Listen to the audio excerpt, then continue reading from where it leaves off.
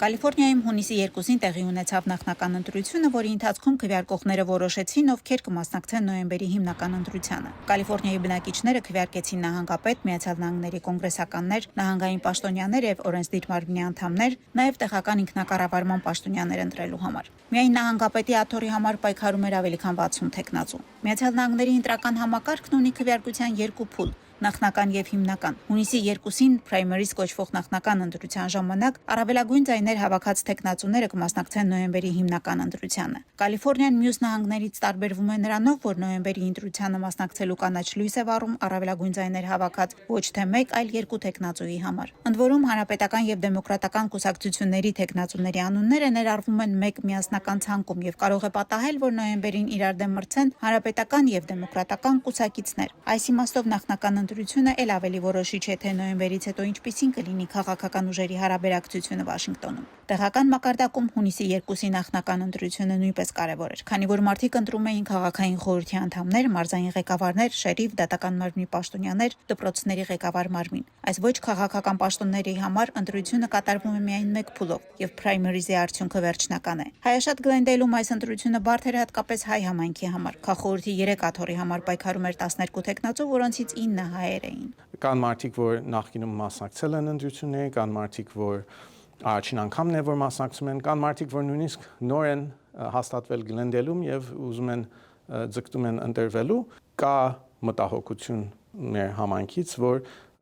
հայ համայնքի, ասենք, քվեները կարող են, ասենք, թե բաժանվեն։ Բոլորն էլ արժանի են։ Ես չեմ ուզում գերադասել որևէ մեկին մյուսից,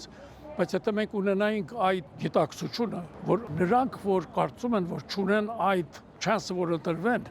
թողնեն, որ նրանք որ ավելի արժանի են։ Այսօր ամերիկացիները 3 ներկայացուցչով են մասնակցում եւ իրենց ամբողջ ուժերը դրան այդ 3-ի վրա։ Հայ համայնքի համար այս ընտրությունը տարբերվեց ոչ միայն հայ թեկնածուների աննախադեպ թվով, այլև հակաքարոզչության արտառոց դրսևորումներով։ Ես ինքս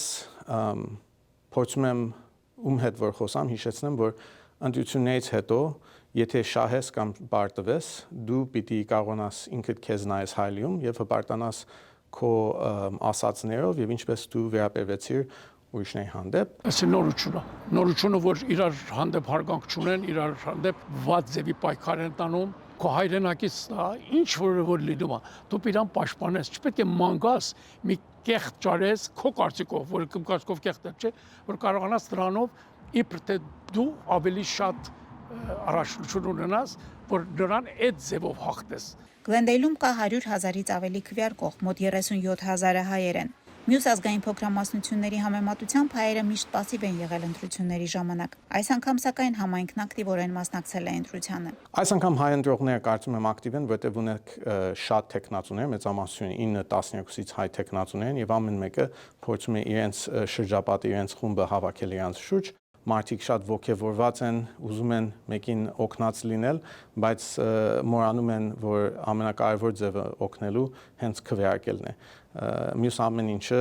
ժապավենները, Instagram-ով post-երը, Facebook-ով post-երը